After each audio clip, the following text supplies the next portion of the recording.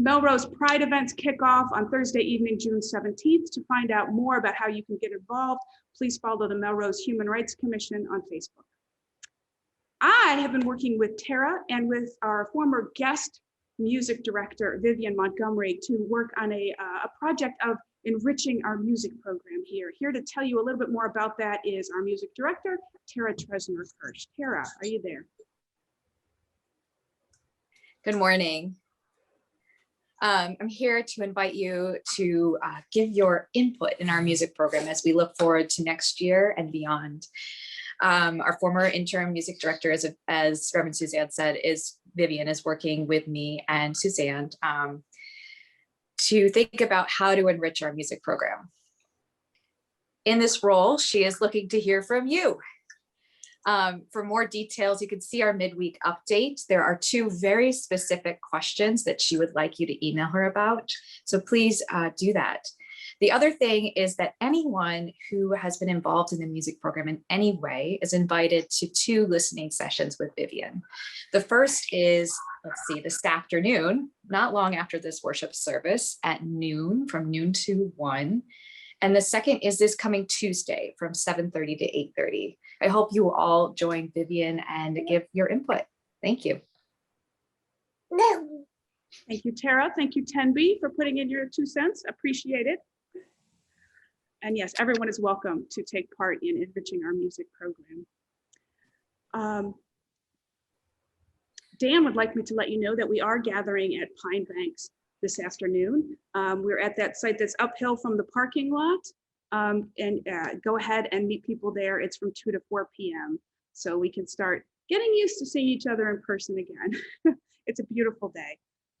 Next Sunday, I want to point out, is our last regular Sunday of the year. Our tradition on that Sunday is to celebrate with the flower ceremony. That's when we create a bouquet that represents us as a community, a unique collection of uniquely beautiful souls. To do it online, we need your participation beforehand. Please, if you would, send in a photo of yourself with flowers, if possible. Email it to me at minister@melroseuu.org. You can also email it to our church admin. There's information about that in the midweek update and in today's worship reminder, where you can also find the link to the meeting that Tara described. So please do that. And if you want to send in a poem or a song suggestion for a flower ceremony, please do that. You're welcome as well. And as we look forward even beyond next Sunday, we're thinking about summer worship. We've been invited into a worship collaborative, which means that we will be sharing resources with 10 other UU congregations. I have put in a recording of myself doing a reading and a sermon, and 10 other UU ministers have done that. Now we have that as a resource. Every Sunday morning at this link at 10:30 a.m., a member of our community will host, open the room, greet you, lead us in joys and sorrows, light a chalice, and then we'll watch the reading and the sermon and have a quick discussion section. So that will be every Sunday. Look for more information in the midweek update. And one little tiny last note, we are in the process of this summer painting our sanctuary, and we are choosing the color now. Now, don't worry, nothing radical, I promise. We're looking at off-white, beige, or cream. If you have a strong opinion on this, I urge you to join the committee and be part of the decision-making process. To do that, just send me a quick email, minister@melroseuu.org. It's gonna be beautiful. All right, so let's get started this morning. Let's see who's with us. We switch to gallery view every week, and we scroll through all the windows and we wave and say hi and welcome each other to worship. Hello, good morning, I see you. I invited people, if you wanted to wear a silly outfit or a hat today or bring a joke to tell in coffee hour. I'm looking for silliness. I don't see a lot of silliness yet. Maybe this worship service will put you in the mood. It's good to see you all. Thank you for coming. Thanks for making time to see everybody. Hi, 10B. He's the baby in the room. Maybe there's another. I only see one today. Good morning, everybody. Thank you for coming. Thank you for coming. All right. As I've said, maybe our worship theme for the month of June is play. And we need it, don't we? We need it. We have been through a long pandemic season. 15 months, 16 months and counting. Who even knows how long it's been? It is time to relax and to play. So for our 2 remaining worship services, we'll be thinking of the importance of play for our mental health, for our spiritual health, for our growth as human beings. So I want to begin this journey we're on together by calling us to worship this morning with a poem by the Bengali poet Rabindranath Tagore. Rabindranath Tagore. I did practice that. He was the first non-European ever to win the Nobel Prize in Literature in the year 1913. This poem is called Playthings. Child, how happy you are sitting in the dust, playing with a broken twig all morning. I smile at your play with that little bit of a broken twig. I am busy with my accounts, adding up figures by the hour. Perhaps you glance at me and think, what a stupid game to spoil your morning with. Child, I have forgotten the art of being absorbed in sticks and mud pies. I seek out costly playthings and gather lumps of gold and silver. With whatever you find, you create your glad games. I spend both my time and my strength over things I can never obtain. In my frail canoe, I struggle across the sea of desire, and I forget that I too am playing a game.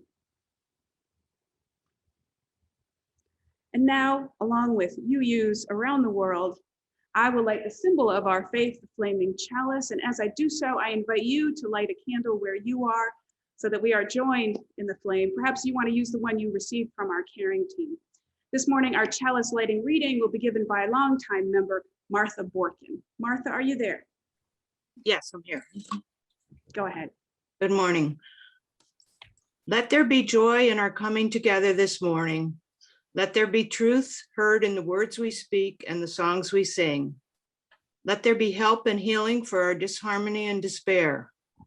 Let there be silence for the voice within us and beyond us. Let there be joy in our coming together. Thank you, Martha. And now we move on to our opening hymn. As I say, this month we're focusing on play, and so we have the musician Leah Morris. She has turned this Sesame Street classic into a hymn, and here in the video with her is one of her kids while they recreate Somebody Come and Play from Sesame Street. Now, after they play the song, I just want to say that the kid plays a joke on us who are watching. He Rick rolls us. To those of you who don't know what it is, it's when surprisingly out of nowhere, somebody just jumps into singing Rick Astley's 1980s hit, Never Gonna Give You Up. So look for that at the end. It's just joy and silliness all over the place this morning. Let's join together in our opening hymn, Somebody Come and Play.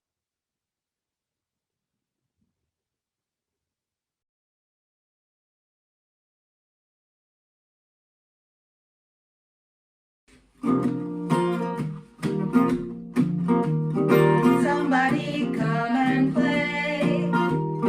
Somebody come and play today. Somebody come and smile the smiles and sing the songs. It won't take long. Somebody come and play today.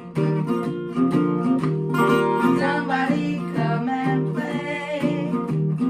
Somebody come and play my way. Somebody come and rhyme the rhymes and laugh the laughs. It won't take time, just somebody come and play today. Somebody come with me and see the pleasure in the wind. Somebody see before it gets too late to begin. Somebody come and play. Somebody come and play today. Somebody come and be my friend and watch the sun till it rains again. Somebody come and play today. You know the rules, and so do I. Think I know. You know that I will never say goodbye. I just wanna tell you how I'm feeling.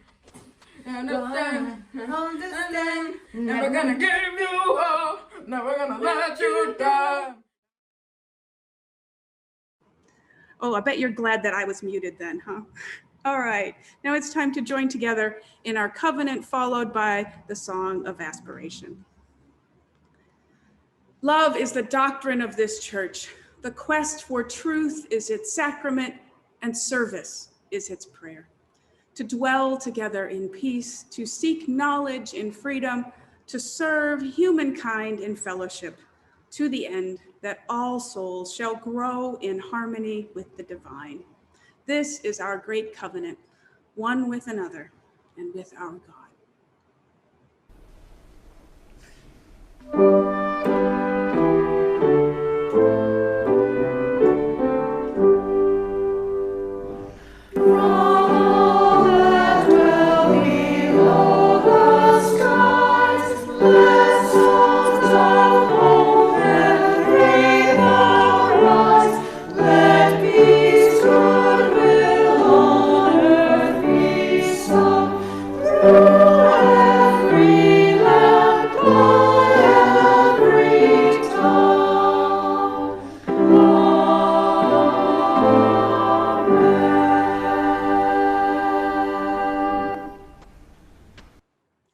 And now it's time for our story. Today, Katie has for us the classic tale about creativity and joy. It's Harold and the Purple Crayon by Crockett Johnson. One evening, after thinking it over for some time, Harold decided to go for a walk in the moonlight. There wasn't any moon, and Harold needed a moon for a walk in the moonlight, and he needed something to walk on. He made a long, straight path so he wouldn't get lost, and he set off on his walk, taking his big purple crayon with him. But he didn't seem to be getting anywhere on the long, straight path. So he left the path for a shortcut across a field, and the moon went with him. The shortcut led right to where Harold thought a forest ought to be. He didn't want to get lost in the woods, so he made a very small forest with just one tree in it. It turned out to be an apple tree. The apples would be very tasty, Harold thought, when they got red. So he put a frightening dragon under the tree to guard the apples. It was a terribly frightening dragon. It even frightened Harold. He backed away, his hand holding the purple crayon shook. Suddenly, he realized what was happening. But by then, Harold was over his head in an ocean. He came up thinking fast, and in no time, he was climbing aboard a trim little boat. He quickly set sail, and the moon sailed along with him. After he had sailed long enough, Harold made land without much trouble. He stepped ashore on the beach, wondering where he was. The sandy beach reminded Harold of picnics, and the thought of picnics made him hungry. So he laid out a nice, simple picnic lunch. There was nothing but pie. But there were all 9 kinds of pie that Harold liked best. When Harold finished his picnic, there was quite a lot left. He hated to see so much delicious pie go to waste. So Harold left a hungry moose and a deserving porcupine to finish it up.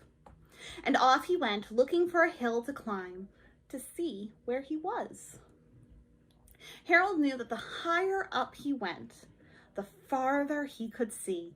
So he decided to make the hill into a mountain.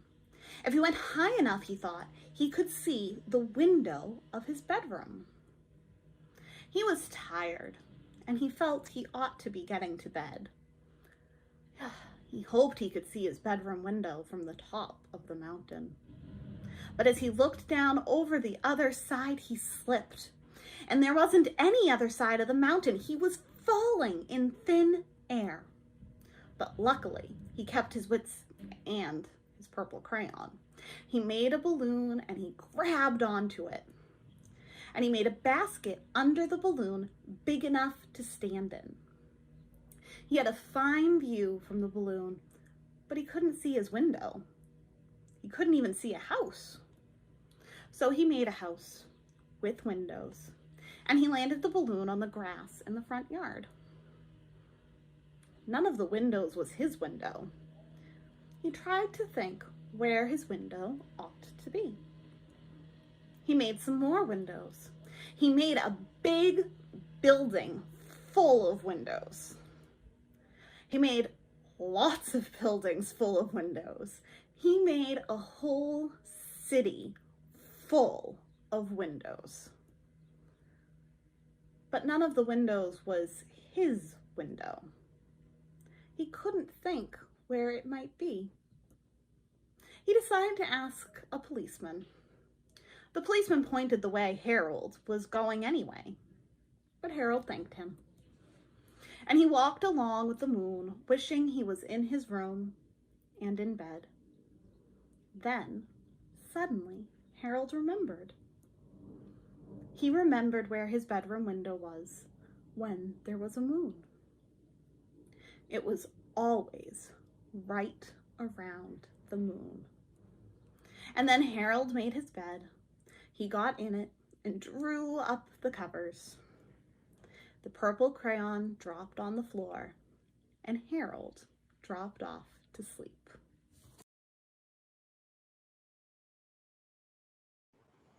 Thank you, Katie. I always find that story so comforting, especially how Harold finds his way home. I love how creativity helps us find our way home. Every week in our worship, we take time for quiet reflection, each in our own way.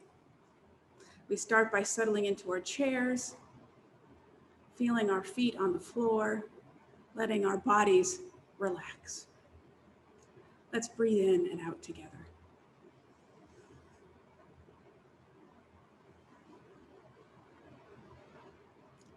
To begin our meditation time this morning, we'll join in our centering song. Then we'll sit together for a few minutes of shared silence. Then we'll speak to one another of our joys and sorrows, and I will lead us in a prayer. For June, we have the centering song, When I Rise, with words by the poet Wendell Berry. It's a lovely meditative piece, but I asked the choir to bring to it a spirit of play, and maybe even bring some props, and they humored me. So here is When I Rise, and then we go into 2 minutes of silence.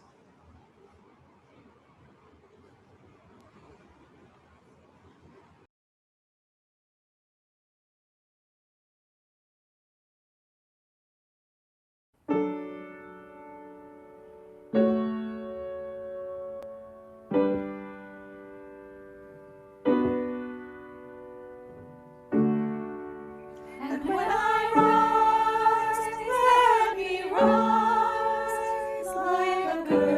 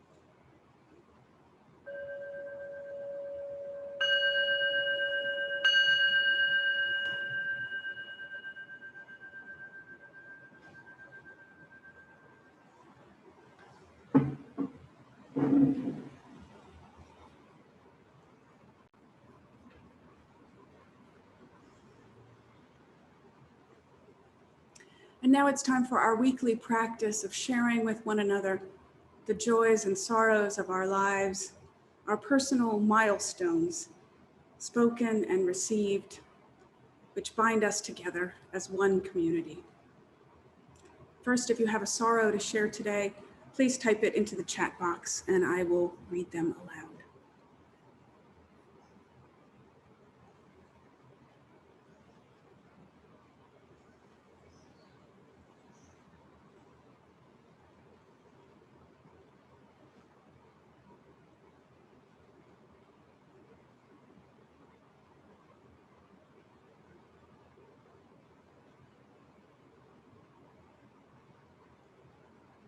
From Dan Franklin, a candle of concern for my mother at New Horizons in Woburn, who fell last night getting out of the shower. She's fine now, but she probably needs to be in assisted living. From Adrian, oh, that's a joy. I'm gonna wait a minute for that. Any other sorrows to share today? All right, I'm gonna ask us to pause for just one moment. Take a minute to honor the sorrow that was shared and any others that we hold within us unspoken. May we as a community uphold all of these sorrows with compassion. May we reach out to all who are hurting today with support and help. I'm going to now light one candle as a beacon of care for all the sorrows spoken and unspoken today.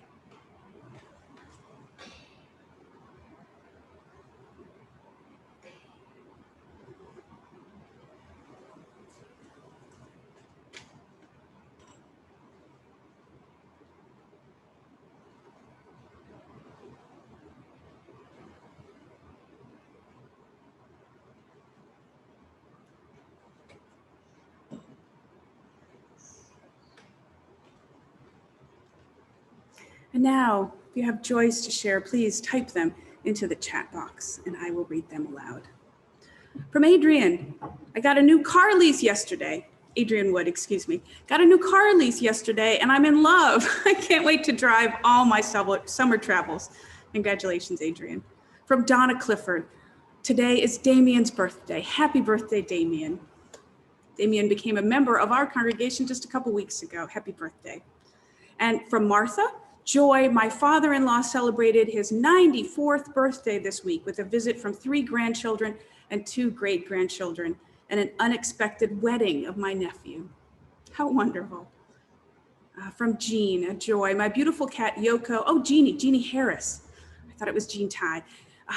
Her beautiful cat Yoko is getting better and Jeannie starts a new job tomorrow, hooray.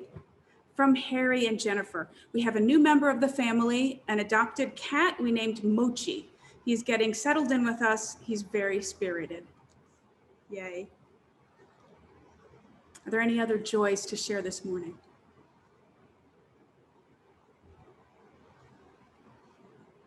I will share the joy that today is the high school graduation day of my daughter, Lily.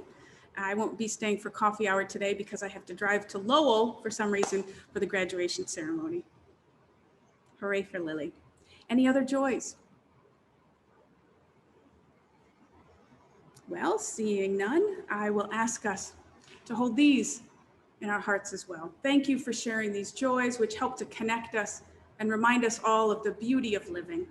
I now light one more candle to shine out our thanks for all the blessings in our lives.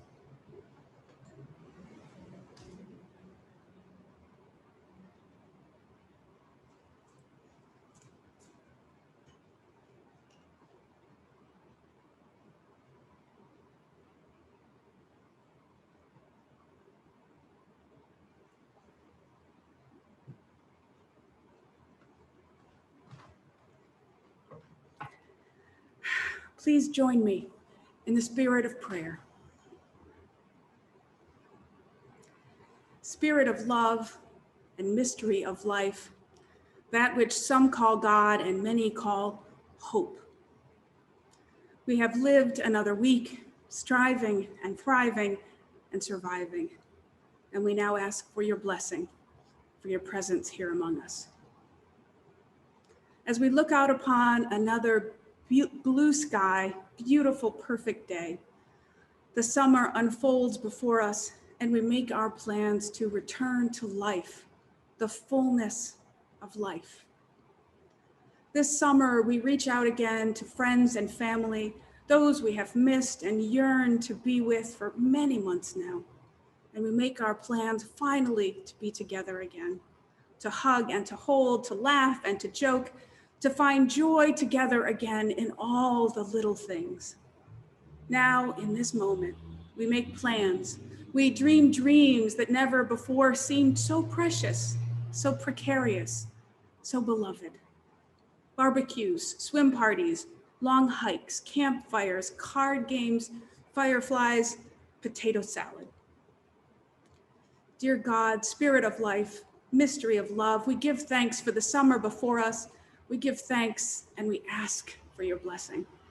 May we once again know the joys of summer, its life-giving heat and sunshine, its showers and flowers and hope.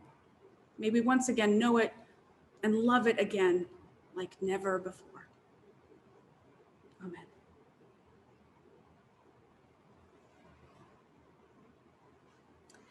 Now it is the time for our offertory, when, if you were here, we'd be passing the plate. Our church is an independent organization supported by your generous pledges. You may also contribute to our collection plate, which we split every month with a deserving cause. For June, to go with our theme of play, our giving partner is the Arts for All program at Melrose's Follow Your Art Community Studios. Half of our collection plate this month will go to this program, which funds access to arts programs for marginalized populations. I invite you to donate using the orange button in the top right corner of our homepage at melroseuu.org. For our offertory music this morning, Tara and I searched all over for something playful, something that really captures the spirit of joy and abandon that we are hoping to inspire with today's service.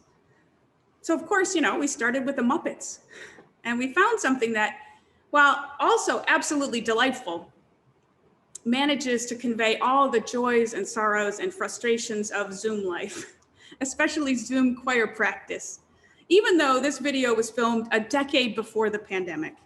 Here is Beethoven's classic Ode to Joy, performed by the Muppet known as Beaker. Enjoy. And now on to our reading and our sermon. Our reading today is a little bit of a long one, just forewarning. It is a story from Peter D. Gray, who is a research professor at Boston College. Gray writes, "A few years ago, I had an experience that helped me see the difference between play and play. I was invited by two 10-year-old girls whom I knew well to play a game of Scrabble. I've played a fair amount of Scrabble in my life, and I'm not bad at it. The two girls, in contrast, were complete novices. So I saw this as an opportunity to teach. I would teach them the rules and some of the strategy of Scrabble. I would be their Scrabble mentor. But as it turned out, they taught me something way more important than Scrabble. The girls loved the basic situation, taking turns at putting down tiles, letters in an organized way on the board in crossword fashion. But they had no interest at all in keeping score. And the idea of limiting themselves to actual real words that can be found in the dictionary, bored them. They very quickly and effortlessly, with no overt discussion at all, despite my initial protests, developed their own rules and strategy. Their unstated but obvious goal on each turn was to put down the longest, funniest, nonsense word that they could think of, using as many letters as possible from their rack, combined with at least one letter on the board. It had to follow the rules of English phonology, or as they would have put it, it had to sound like it could be a word, but it could not be an actual word. The object was not to score points, but to make each other laugh. And laugh they did.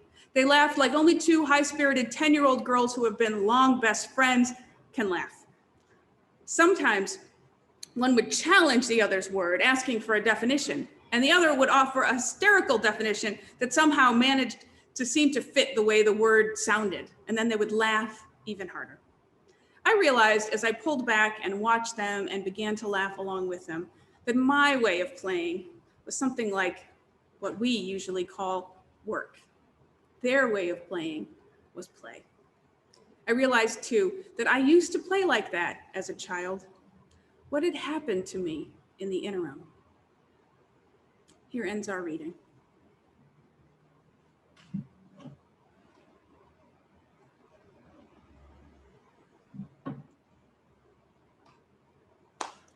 Just yesterday at my house, we finally got the badminton net back up. After a whole morning of mowing and weeding and chopping the really tall weeds, we fixed the net.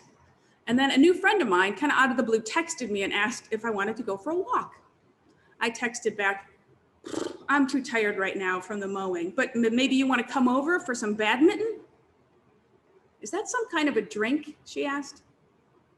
No, I meant it literally, I explained. In our house over the last 3 years, badminton has become kind of a thing because it's just about, honestly, the only way I can get all 3 of my teenagers engaged in something outdoors, family time.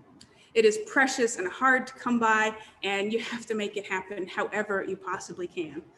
You don't know the number of games that we have bought and used once or not used at all. We just do what we can do. But also in badminton, there's that thunk.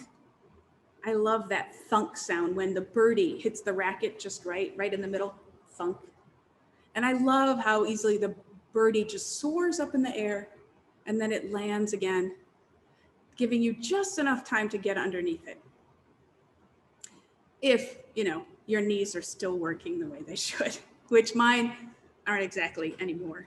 So I'm not actually good at badminton. No, I am not good at it. And my teens make fun of me ruthlessly and hilariously, and that's all a part of it, really. The point isn't to be good at the game, it's to be outside and together and laughing. That's the point, and that's when it feels good. Last spring, a year ago, play was supposed to be the theme for June, but then it wasn't. You see, when the church year began, play looked like a good idea, but then you know what happened, and the Soul Matters people in their infinite wisdom realized that their UU subscribers weren't exactly in a play kind of mode last June, so they changed the theme to compassion, which felt a lot more appropriate then. And I was grateful. But now, this June, we finally have the long delayed theme of play. And are we ready for it? Well, almost, I think. Those of us who work on an academic year, church folks, university folks, teachers, students of all kinds, kids, we are almost ready. First, we finish up this very long, impossible year, tie up the loose ends, and then we rest. We desperately need some rest. I desperately need some rest. And then the play. The play will come on its own, and it will be so good. So let's start with this. What is play? Dr. Stuart Brown is a psychiatrist, researcher, and founder of the National Institute for Play. Yes, there is such a place. He is the co-author of Play, How It Shapes the Brain, Opens the Imagination, and Invigorates the Soul. Brown says, quote, play is something done for its own sake. It's voluntary, it's pleasurable, it offers a sense of engagement, it takes you out of time, and the act itself is more important than the outcome. Does that definition ring true for you? Is there something in your life that you do just for the joy of it, where the means are just as important, just as joyful as accomplishing the ends? Maybe it's cooking or sewing or tennis or painting. Maybe it's board games or video games with your children or grandchildren, walking the dog, badminton. Anything that you do for its own sake that produces joy is play. And if you're having trouble right now thinking of something that you do for play, make a mental note of that too. That's an important realization. From childhood on, first and foremost, play is about pleasure. And that, my friends, is countercultural in and of itself. You deserve pleasure. You were made for pleasure. Play is fun because it takes us out of daily life, our usual concerns, and brings us into the present moment. According to a Harvard study, about 50% of the time, we aren't in the present moment. Our minds tend to wander, and a wandering mind is an unhappy mind. What often comes up then are negative emotions like anger, regret, anxiety, fear. When we lose ourselves in play, we enter that state called flow, when we are completely immersed in an activity and therefore alive in the present moment. And that's where we actually find happiness and peace. When was the last time that you felt in a state of flow? The pleasure that we can find in play also leads us to discover innate talents and strengths. From music to writing to figure skating, play is where kids first try on and experiment with roles and media, and attentive caregivers can notice and nurture those gifts. Play then often leads us to a lifetime of creative fulfillment. And play is also about learning and socialization. It often involves rules or some kind of structure that's based in a shared understanding among the players. In socio-dramatic play, for example, that's the sort of play where kids pretend to be superheroes or families. There are rules that are mostly unspoken.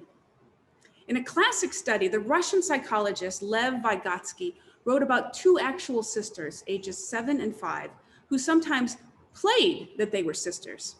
As actual sisters, they rarely thought about their sisterhood and had no consistent way of behaving toward one another. Sometimes they enjoyed one another, sometimes they argued, sometimes they ignored one another. But when they were playing sisters, they always behaved according to their shared stereotype of how sisters should behave. They dressed alike, talked alike, always loved one another, and so on. Much more self-controlled mental effort and rule following was involved in playing sisters than in being sisters. I think that's hilarious, and to me it rings true. I remember many hours of playing house as a small child and acting out notions of family that were, I now realize, completely unrelated to my actual family. And I learned them from where? I don't know, TV? Or more likely, in my mind at least, from how other little kids in my world played house. This is how the mommy acts. This is how the daddy acts. The game had rules that were passed down within the subculture of kids at my school and in my neighborhood from one year to the next. Brown, Vygotsky, and others academics like them, they study how these subcultures operate, how kids actually socialize one another within the structure of games. And what have they learned from all that study?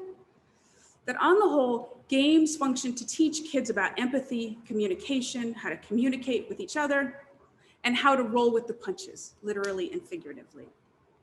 Like in rough and tumble play when kids are wrestling and play fighting. It can be nerve-wracking to watch, but this is often how kids learn about empathy. When inevitably you get hit or punched or kicked too hard, you realize, you figure out what that feels like and you learn where the line is, so you know when you've crossed it with someone else. These are the baseline lessons of empathy. I know how it feels to get hurt. I can express that, and I'll try not to make other people feel that way. That's crucial to our development. Dr. Stuart Brown, whom I mentioned previously, was part of a groundbreaking study in the 1960s. As a young psychiatrist, he was assigned to study the causes behind one of the country's first mass shootings. Brown led an in-depth study of the perpetrator's physiology, toxicology, personal history. Among other causes, Brown discovered that the shooter, due to his father's overbearing and intense personality, had been deprived of the opportunity to play at virtually every stage of his life, including infancy. Brown found this shocking, so he conducted a vast follow-up study. He led a team that interviewed all of the young murderers in the Texas penal system and compared them to a well-matched control population. And lo and behold, Brown says, we discovered that the majority of them, in fact, 90%, had really bizarre, absent, deficient, seriously deviant play histories. Because play teaches kids to regulate their emotions, establish empathy, develop trust in one's companions. And when you miss out on that, you miss out on so much of what it is to be a human being. What about adults? If children play to learn empathy, communication, and resilience, why do adults do it? Well, for the same reasons. For connection, for pleasure, for learning, because adults are also still and always figuring out what it means to be a human being. According to Brown, human brains are designed for play and designed to keep playing throughout the lifespan. In a radio interview, Stuart Brown explained it this way. I'll give you an analogy from evolutionary studies. A Labrador retriever plays throughout its lifetime and dies still somewhat childlike. A wolf, on the other hand, sort of gives up childish things early. It focuses on double scent marks, alpha behavior, reproduction, and it doesn't play much, hardly at all.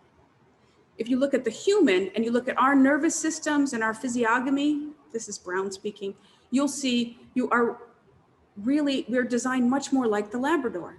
We are meant to remain playful throughout our life cycle. It's a fundamental part of human design. He goes on, we know that human beings are now capable of neurogenesis, of new neural development throughout the lifetime, whereas most other creatures cannot do that. Humans are meant to keep learning, and we are meant to do that most easily, most joyfully through play. It's never too early or too late to play. Wherever you find your joy, whatever tickles your mind and pulls at your heart, play with it. Follow your bliss. The great 20th century American theologian Howard Thurman famously wrote, "Don't ask what the world needs. Ask what makes you come alive and go do it. Because what the world needs is people who have come alive." Play is how we come alive. What about you? Our culture wants you to be the wolf, serious, cunning, alpha, goal-oriented to the end. But your brain, your body, your spirit was built to be a Labrador, joyful, playful, learning and loving for always. This coming summer, this finally, mostly, almost post-pandemic summer, let yourself play. If there ever was a moment to relax into play, to plan for silly games with all your friends and loved ones, to allow yourself to do whatever it is that brings you joy and flow and aliveness and entry into this present moment, now is that time. I give you permission. Go out and play and come alive. Amen. Our closing hymn today is Right on the Money. Here's our music director, Tara Tresner-Kirsch, singing When the Spirit Says Do.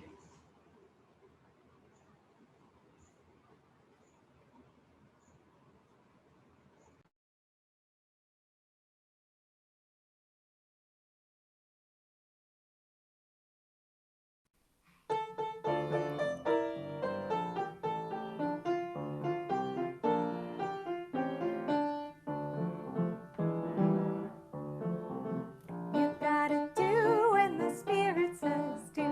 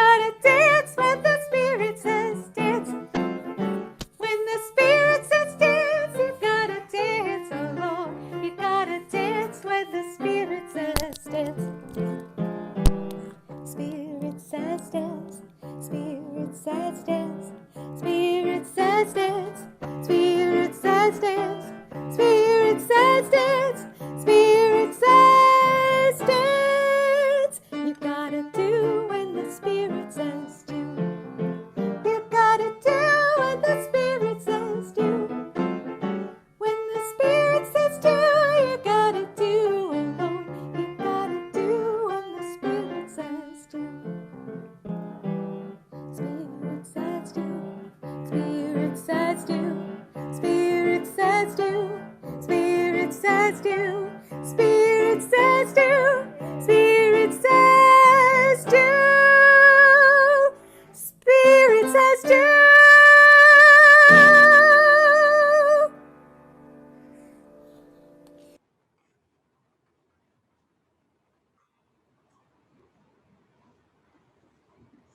Thank you, Tara. The summer unfolds before us. We make plans, we dream dreams that never before seemed so precious, so precarious, so beloved. May we once again, all of us, know the life-giving joy of summer and love it again like never before. Amen.